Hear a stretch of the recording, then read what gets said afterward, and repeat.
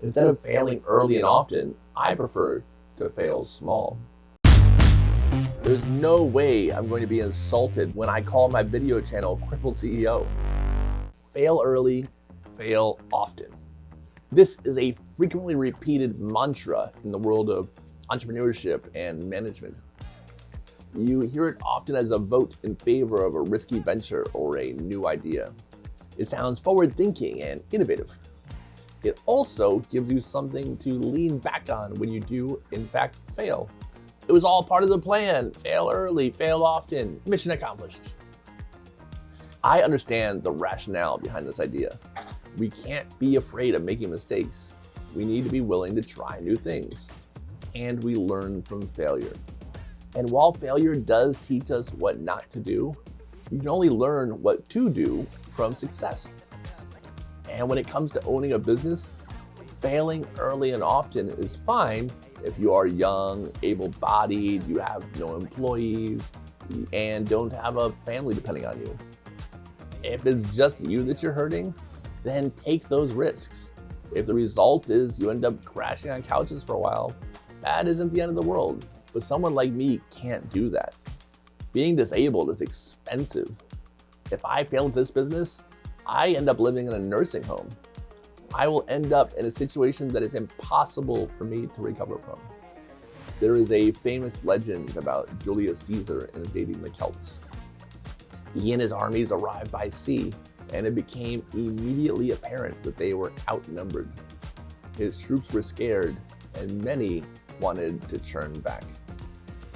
He ordered them to burn the ships. His leaders and troops thought he was crazy. If they burned the ships, and the very real possibility that they were defeated, how would they retreat? They couldn't. And that was the point. With their ships on fire, they knew they had to win. Their enemies knew they had to win. And with no other choice but victory available, that is exactly what they did. My ships are also burned. There is no recovery for me if I fail. I run my businesses knowing that I have no choice but to succeed. So with that in mind, how do we take risks? How do we try new things? As we know, the only person who doesn't make mistakes is the person not accomplishing anything. But with the boats on fire, what do?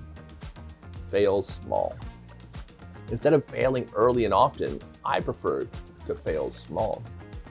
Take risks with large upsides and minimal downsides. Try new things in the smallest possible way first. See if there's success, iterate on that success, grow it a bit, try it again, and so on. You can survive failing small. You can lose the battle and still win the war. I have projects that started tiny that are now multi-million-dollar revenue streams. I have other ones that bombed, but we started small, so it's fine.